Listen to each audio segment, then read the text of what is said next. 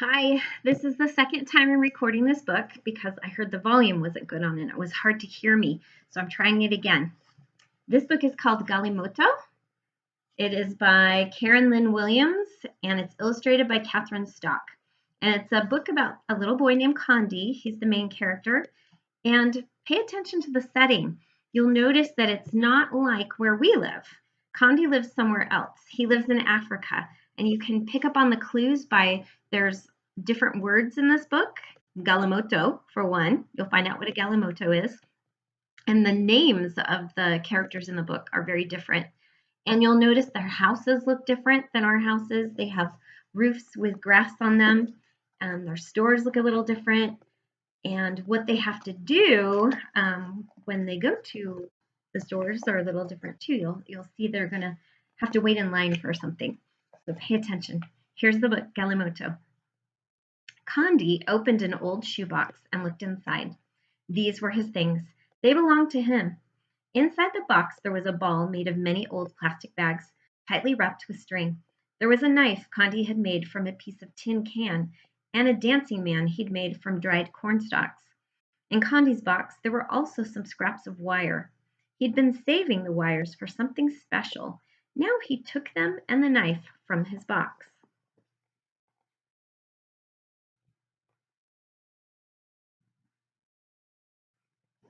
Trying to give you, hold it long so you get a chance to look at the pictures.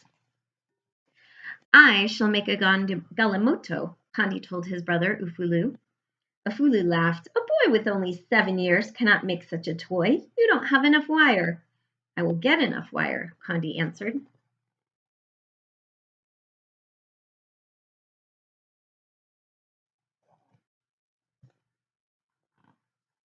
Condi took his knife and wire scraps and went to the home of his friend Gift. I want your wires, Condi told Gift. I'll give you my knife for them. Why do you want the wires? Gift asked. I want to make a Galimoto, Condi answered. Gift ran his fingers over the tin knife. It is a good knife. I'll cut a dancing man with it. Gift took a handful of wires from his box of things and gave them to Condi. That's not enough wire for a Galimoto, he told his friend. I will find enough wire, Condi said.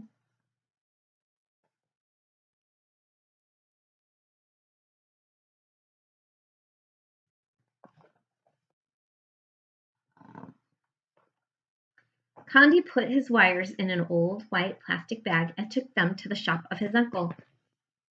Good day, second son of my brother, his uncle greeted him. How can I help you? I want some wire, Condi told his uncle. How will you pay for it? I have no money, Condi answered, but you have wires in your old packing boxes from the city. They would make a fine Galimoto.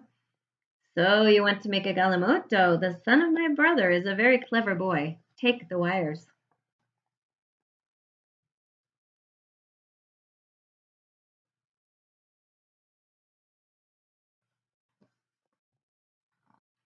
Chee chee chee chee. Condi could hear the grinder at the flour mill. Now, this is very different. We don't have to go get our flour ground, do we? We can just buy a bag of flour in the store. Many women with babies tied on their backs waited in the hot sun. Others arrived carrying heavy baskets of maize on their heads. Maize is a grain, it's another word for corn. Condi squeezed through the crowds. He was very near the front door when someone grabbed him. The woman began yelling angrily, Stop that one! He goes out of turn! Condi was being pushed and shoved. You'll see the baskets of the corn right there, of the grain, the maize.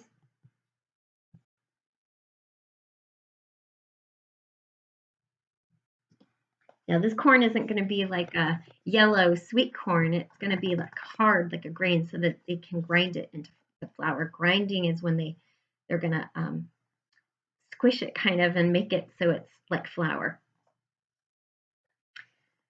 Suddenly, the mill stopped its grinding. What is it? The miller shouted. The miller's the person who works at the mill. The women pointed at Condi. Oh no, Condi said. I have no maize to grind. I only want wires for a Galimoto. He opened his bag for them to see. Playthings. For this you keep us waiting? The women grumbled angrily. One cannot eat wires. An old toothless woman shook her hand at Condi. The miller shrugged. There are some wires out back. Take those and go. In the back of the mill there was an open door. Inside the door was a pile of old motor parts. There, Condi found some very thin wires wrapped in red and yellow and green plastic. I can scrape the coating off, Condi thought. These wires will hold my Galimoto together. Still, he did not have enough for a Galimoto.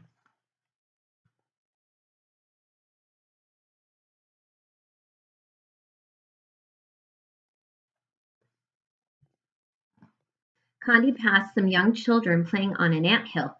One was Munde, the small sister of his friend Gift. She had a fine long piece of wire, which she stuck into the hard dirt.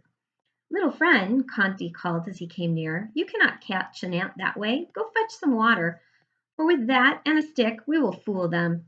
When Munde came back, Conti poured the water around one of the holes. Now they will think the rains have begun, he explained.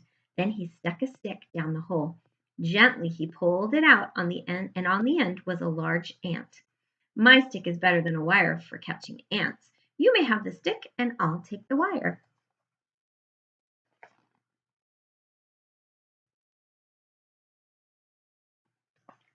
Check out that ant hill. That's this right there. Do our ant hills look like that?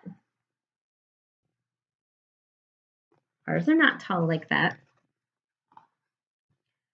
Condi knew there was a trash heap behind the bicycle repair shop, but the gate was locked. Condi climbed over the fence. In the courtyard, he found some broken fence spokes from a bicycle. He climbed back over the fence with his bag.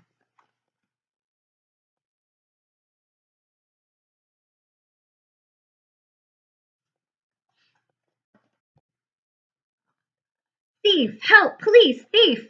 Condi heard a voice call. Children came running from the marketplace. Men came running from the shops. They made a circle around Condi. Thief! Thief! They chanted, pointing at Condi.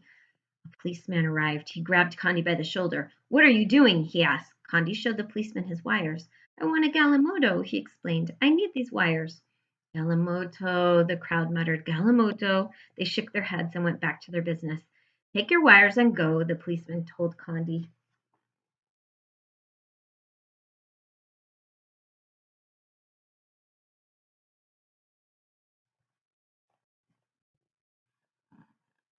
Condi took his wires back to the shade of a red flame tree in his village. Nearby, his mother and sisters pounded their maize. They sang of the hard work they were doing. Condi sorted his wires. There were thick pieces and thin pieces. Some wires were long and some were short. Condi banged the bent and twisted ones with stone to straighten them. Then he began. The thick wires made the frame. He wrapped the very thinnest wires at the joint to hold the Galimoto together. My Galimoto will be a pickup, Condi planned. It will carry maize to the city, and it will have an antenna for a radio. He smiled. Condi worked all afternoon. He pounded the strongest wires around a pipe to make the round wheels. A sturdy piece of bamboo made the rod for the steering wheel. Hey, so do you know what he's making now? What's a Galimoto? It's a pickup, right? It's a car or a Jeep or a pickup, something that moves. Oh, I didn't show you the picture.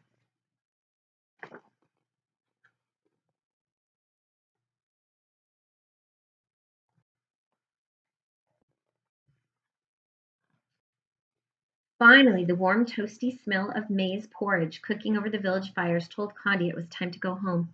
His brothers and sisters admired his work.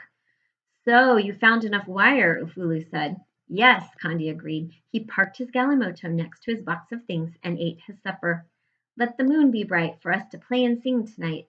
Condi could hear his friends singing in the distance. They were calling him to play. You see his Galimoto at the bottom?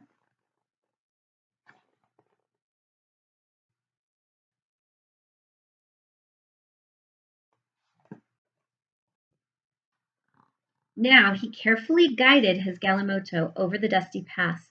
Galimoto! Someone cheered, and one by one Condi's friends formed a line behind him.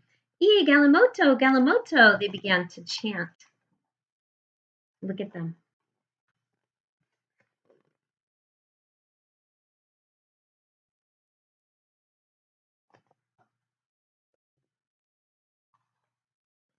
Condi saw the shadow of his Galimoto cast by the moonlight, racing alongside.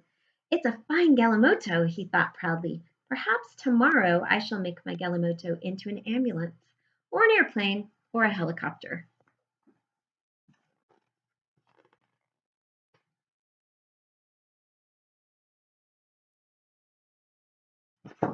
Okay, so Connie found all these wires and made a Galimoto. You can see him on the cover. He's got the wheels down there. He's starting to make it. When I was younger, I used to use things from around the house that were thrown away. I'd even pull stuff out of the garbage and make things out of it. I thought it might be fun for you to try to make something. You don't have to make a Galimoto, but a toy of some kind. So I'm going to put that assignment up on Seesaw. I can't wait to see. I already saw one person. Mateo has created a toy and it's really cool. I hope you can see it on the blog, and I can't wait to see what the rest of you decide to make. Thank you. Bye.